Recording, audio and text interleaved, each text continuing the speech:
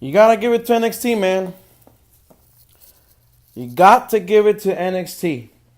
Continuously being the great show that it is and being the best show of the three and making everybody look forward to Wednesdays. You know, this whole investigation about who attacked Aleister Black, you know, it's been nothing but great. Nothing but just keeping you on the edge of your seat kind of thing. You know, wanting to, finally find out who this person is that attacked him. You know, that's what WWE main roster lacks. The moments of, lack of storyline to keep you wanting to see more. You know, things happening for you to want to see more. Now, we're kind of seeing that on the main roster now, but you know how NXT is. I mean, I don't have to remind you all how great NXT is and how it will continue to be the best thing on WWE right now. Hands down. This is the In10sity Podcast. I am your host, StayTrue92. Follow me on Twitter and Instagram at the In10sity Podcast. Shout out to my buddy atomickevin. His IG is down below on the description. Check out his artwork as a tattoo artist. All right. Now, for this NXT review, we start off with William Regal, who comes out to address the Aleister Black situation. He starts talking, and all of a sudden, the Undisputed Era come out. And Cole goes on to say that, the whole situation of Black being attacked was his fault. And Strong goes on to say, or rather ask, when is Regal going to handle the War Raiders? Because, how they've been interacting with one another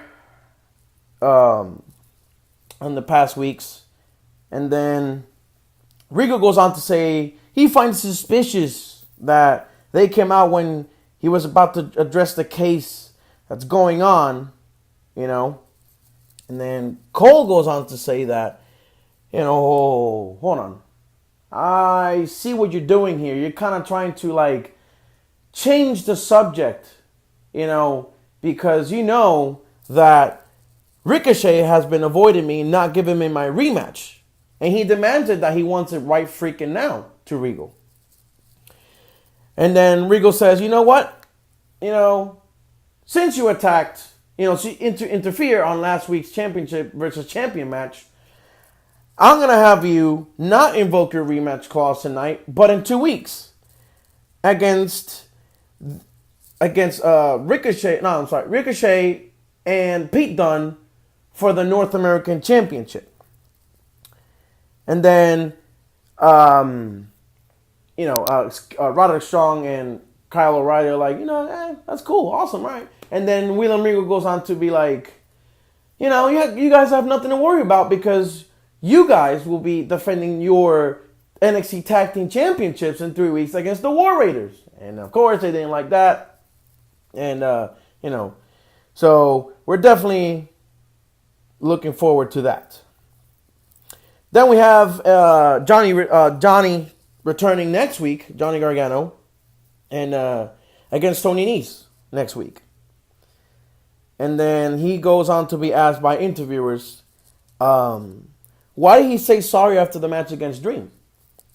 And he goes on to, he says because he's apologizing to the fans for not winning the title and for becoming the man he was drifting off to be.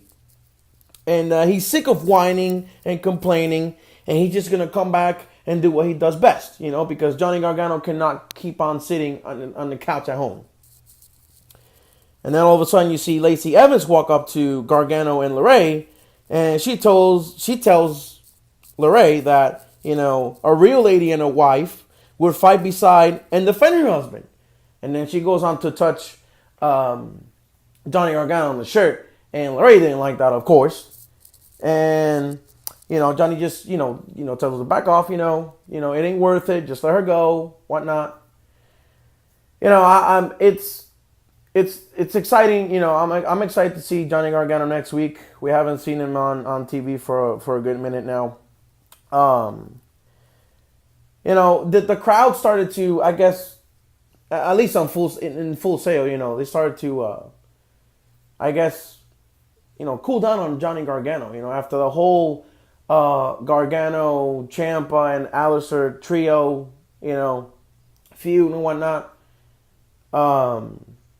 They kind of soured on him, I guess. I don't know, And, and in my opinion, Ciampa is the better of the two. I'm sorry. I don't know if you guys think alike, but I definitely give the edge to Ciampa, being that this guy, based on his heel work, I know Johnny's not a heel, you can't compare a heel with face, but the body of work, the promos, the psychology in his matches, everything that he, goes on to show in the ring, man, listen, he was a face. He was a baby face at one point. Now he's a heel. We can definitely get on board with him on both ends, So, but nevertheless, I'm excited to see Johnny Gargano next week against Tony Nese. So, looking forward to that. Then they show Velveteen Dream on backstage on a photo shoot. And then he walks off, and then Kathy Kelly goes on to get a word with him. But he doesn't want to talk. He tells Kathy Kelly about how he doesn't want to talk about Johnny Failure, okay? And he does not want to talk about a man who attacked a man who's not here right now, which happens to be the NXT champion, Tommaso Ciampa. Okay? And Kathy goes on to say, so are you implying that Ciampa attacked Aleister? And then Dream comes back and says, the Dream is not a snitch. The writings are on the wall. Do your job. What he says. So, are we, getting closer to who attacked Aleister Black? Supposedly, evidently, Velveteen Dream knows who might have been the attacker. He's not going to say, oh, the Velveteen Dream is not a snitch for anything. He must know something. So, on that's something to be, keep in mind. As Velveteen Dream said that he's not a snitch. So there's definitely something that he knows. So we move on to Lars Sullivan versus, I believe his name is Victor Orchant or Orchat, something like that. I don't know. Pretty much a squash match, pop-up power slam by Lars, throwing him around like a rag doll. And then in the middle of the match, EC3 comes out and interferes, and Lars wins by DQ. And, he fights off Lars, and, of course, establishing a feud between them two, because EC3, of course, retaliating for Lars' attack 2 weeks ago on NXT. So that's definitely a feud that I'm very much interested in seeing. I don't think EC3 has been, I don't know, like EC3 has not, I feel like he has not really connected with the fans. The fans are not really popping for him. That's only me, I might be wrong, but, that night that he debuted on that 6-man ladder match for the North American Championship at NXT TakeOver New Orleans, I don't know, maybe, something's got to give, because I definitely am on board with EC3. I like EC3 a lot, I got the chance to meet this guy. Funny, because I was going into the gym at Crunch here in Florida, in Tampa, and I happened to see him as I was coming out and he was coming inside, and I happened to be like, wait, do I know this guy? And then I'm like, hey man, aren't you EC3? And he's like, yeah, and so he was cool, man. He was really cool. Took a picture with him. My sister took a picture with him. And then it's funny because I have at the time I had a wallpaper of Seth Rollins. He's like, well, maybe we could take this picture. You could take off that Seth Rollins wallpaper and just put us instead. Guy's pretty funny. It's pretty cool. And that was a pretty cool moment. So that was that. And then they show William Regal backstage. Okay, and then the interviewer says, what's the status of the investigation? And then he goes on to talk and he says, I'm narrowing things down, but I still need some answers for questions and whatnot. And all of a sudden, Nikki Cross comes out of his office. And, her psychotic looking self, she says that she needs to play with Bianca again. So basically implying that she wants a rematch against Bianca Belair. And then William Regal goes on, I'll think about it. And then, to add fuel to the fire, to add on to this whole investigation, she goes on to say, I know.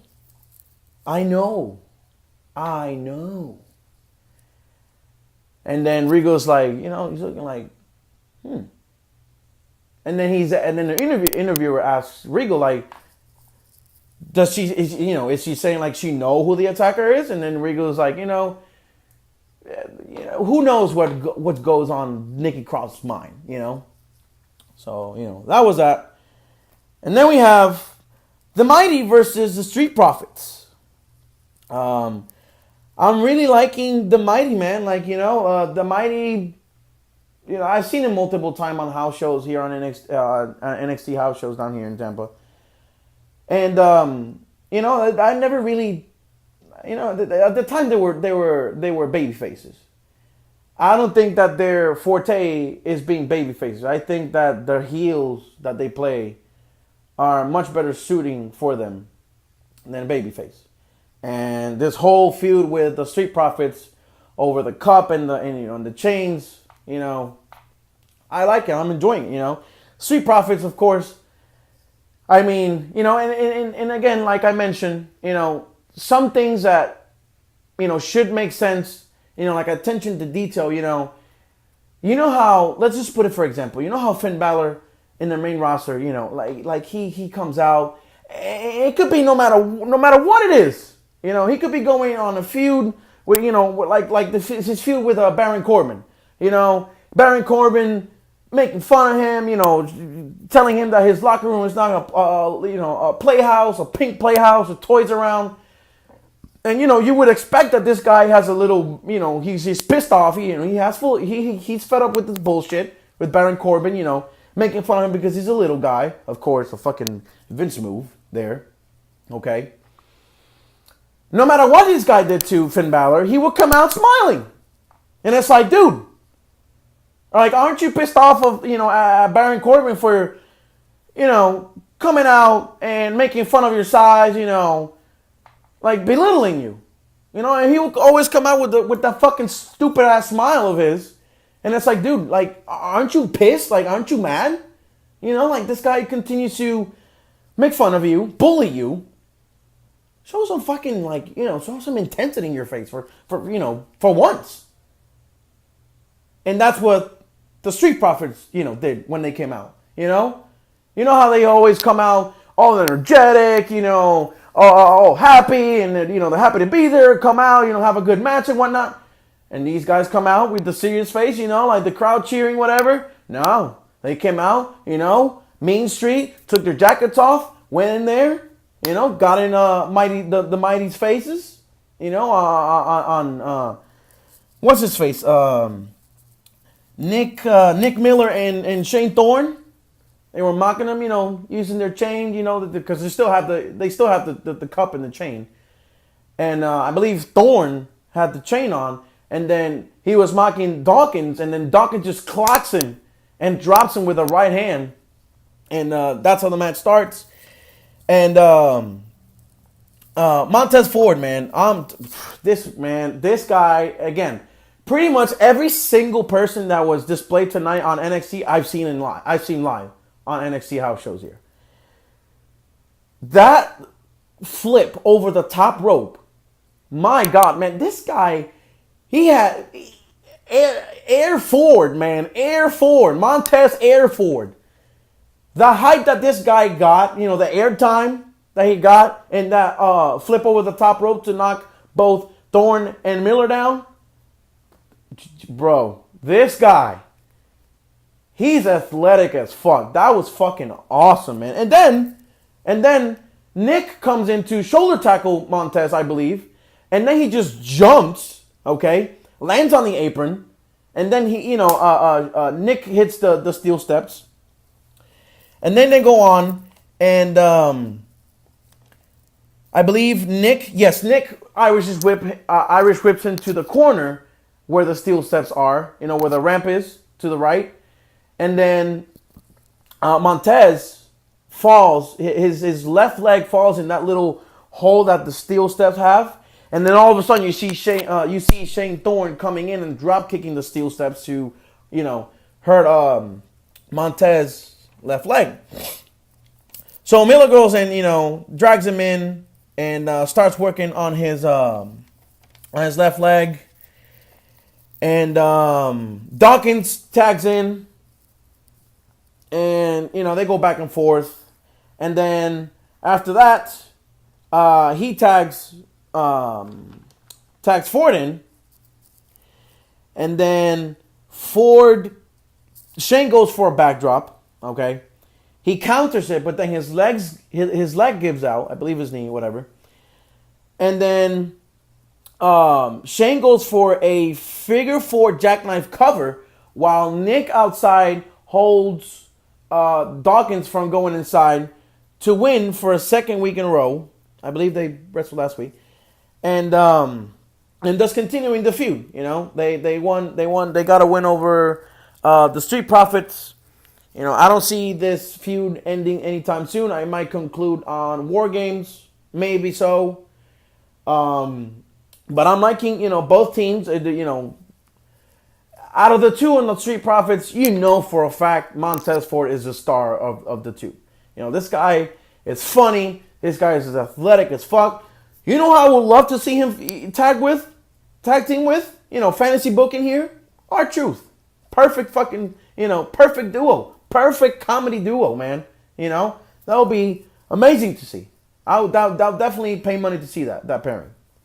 So, like I said, Street Profits are great, and the Mighty, showing me tonight that, they have my attention, Their heel work is much better than their babyface work, that's a given.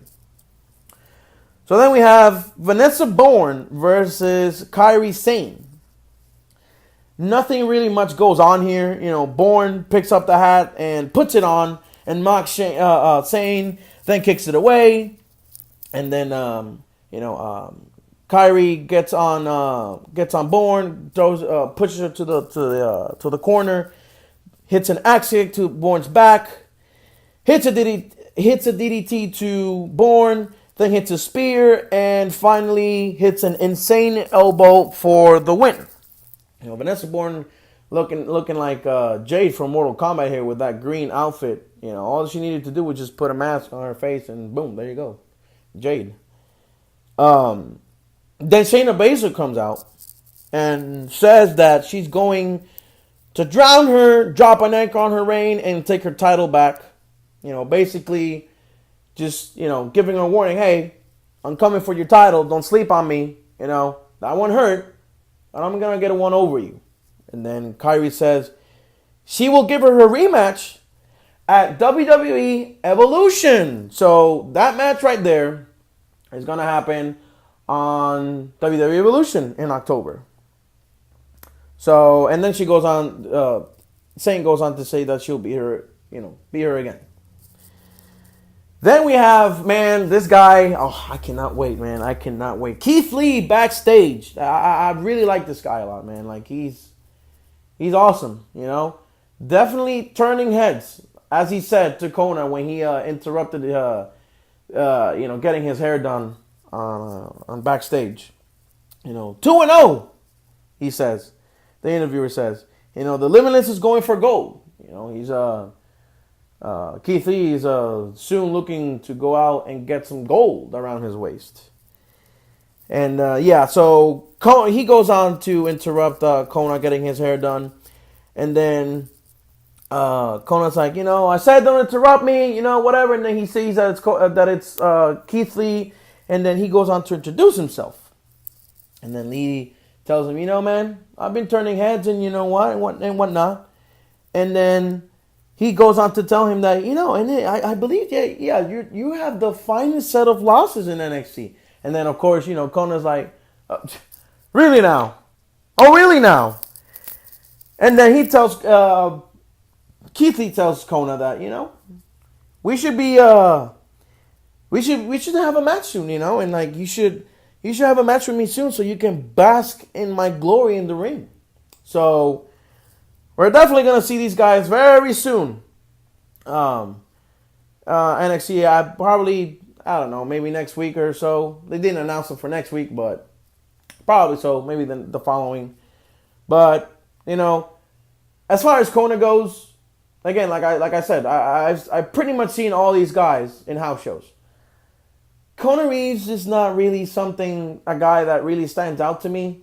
I mean, his finest gimmick, I guess we haven't seen enough of him, or maybe he's just not, I've not been sold on him. But as far as Keith Lee goes, I saw him 2 weeks ago against, I forgot his name. And he's Brendan Williams. Which Brendan Williams is a very much lookalike of the Velveteen Dream. He's not on NXT TV yet, but the King of Sitting, I believe, is his gimmick. So you'll be seeing him soon. But he had a match against him, and my goodness, man, Keith Lee, believe you me, this guy is definitely to be, this is the guy to be, paying attention to, because I believe down the road, very soon, he'll either be capturing the NXT North American Championship, or he's going feuding for the North American Championship, and pretty much soon going for the NXT Championship. My goodness, can't talk tonight. So we have Otis Dozovic versus Tommaso Ciampa. I'm not very big on heavy machinery. I'm not a big fan of them, but can't deny their charisma. Can't deny, how popular they are. This match was pretty much, to test how Otis Dozovic does as a singles competitor. And if you ask my opinion, he did the job. He got the job done. He can go. He didn't do anything out of the ordinary, like extravagant and whatnot. But, he held his own, It was a pretty good match. It was a solid 8-9 minutes. They start off with Otis showing his dominance early and taking control of Ciampa, being the bigger guy. And there was a point where Dozovic hits the ropes and then he starts doing the worm. Again, like I said, charismatic, gets the crowd going, plays along with the crowd. It's great stuff. And then they go onto the outside. Dozovic goes on to club Ciampa on the chest with the forearms, and then all of a sudden you see Ciampa kick him, hits him in the back of the head with the forearm, and then just pulls him down against the steel ramp, pulling Dozovic's hair down on the steel ramp. So he takes control for the moment, and then he puts him up on the apron and hits a knee, so targeting the head with the knee with the brace. So, and then Otis fights off Ciampa, who's applying a sleeper. It throws himself back, planting Ciampa, and then Ciampa again hits the ropes, hits a knee, but then Otis counters spins around and hits a clothesline for a close 2 count. And then Ciampa starts Ciampa starts leaving, but then Tucker Knight comes out. So he keeps Ciampa from escaping, and then Otis goes on to take care of Ciampa, and then he goes on to do overhead throws to Ciampa again and again, 2 inside the ring. Then Ciampa rolls out, and then Otis grabs onto Ciampa and does an overhead throw again, suplex. And then Ciampa goes on to hit him again. He tries to go for the draping DDT, but multiple times during the match. But Otis fends him off, can't hit it, and then Ciampa goes behind the ref and eye pokes Otis, and then he tries to get the advantage on Otis, but Otis hits a power bomb for another close 2 count. And then Ciampa rolls out of a potential Vader bomb that Otis was about to hit. And then he manages to get Dozovic and hits a devastating draping DDT on the apron. And then goes back inside and hits another draping DDT for the win. 1, 2, 3. Like I said, this match did it, the purpose was to see if Otis could go, as a singles competitor. I'm sold. He's pretty entertaining. He can get the crowd going. He's a big dude. He reminds me of Vader. Show his dominance. Show he can go. Shows that he can get the crowd going behind him. And of course, Ciampa being Ciampa, the best thing going on right now in NXT. Getting the job done. So,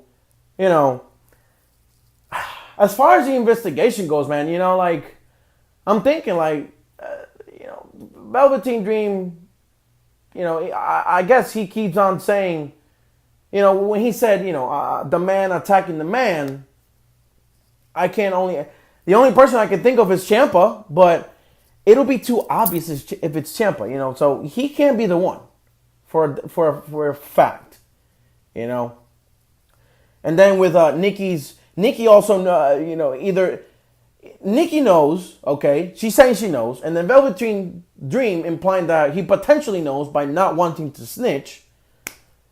I really don't know who it could potentially be. I mean, could it be Matt Riddle? I don't think so, but it's really got me guessing here because I can't think of it. Cassius Ohno, he acted weird, last week when he was questioned by, I believe 2 weeks ago by William Regal when he was sat down in the office. It could be anybody at this point, and I'm hoping, I'd rather much hope for it to be someone that's not active right now, that's someone that's debuting, and potentially this could skyrocket whoever, is coming in now to gain, lots of attention and be inserted into a program with Aleister Black when he returns, and not to spoil, if you don't want to hear spoilers, I wouldn't continue listening to it for this clip right here that I'm gonna say, this part right here that I'm gonna mention. But for the next TV, set of TV tapings for NXT, which I believe they started today, Nikki Cross is in the ring with Aleister Black. There was a picture that Aleister Black is back, and Nikki is there. But again, I'm not spoiling on who was it. I don't know who it was, but I definitely know that Aleister is still gonna be in NXT. So. That's that. I'm interested for a fact on who did it. So hopefully soon enough we're gonna find who the culprit is. So I enjoyed the show tonight. Of course something refreshing away from the main roster bullshit. NXT never disappoints. I mean, what else can you ask for? And this 1 hour that we get from NXT, they always deliver. So that's a review for NXT tonight. Please, guys, give a like to the video, subscribe to the channel, hit the bell for all notifications. Please follow me on Twitter and Instagram at the In10sity Podcast. And please leave a comment below letting me know if you enjoyed the review. What are your thoughts? Who do you think attacked Aleister Black? Let's get something going down on the comments and talk wrestling. Okay, so with that, I appreciate you guys tuning in. Next week, it'll be the Forgotten Sons and EC3 versus Lars for next week. So that's definitely gonna be interesting. The Forgotten Sons, I like the pairing. I've seen him again. I've literally seen all these guys in NXT house show, so it's great. I can give you guys some insight. Sneak peeks and before anything goes out there. So you guys want to see that? Let me know, and I'll insert them in the video. Show you pictures afterwards, however you like. But again, leave a comment below. I appreciate you guys tuning in, and I will see you next week for Monday Night Raw's review. All right. Thank you so much. I'll talk to you later.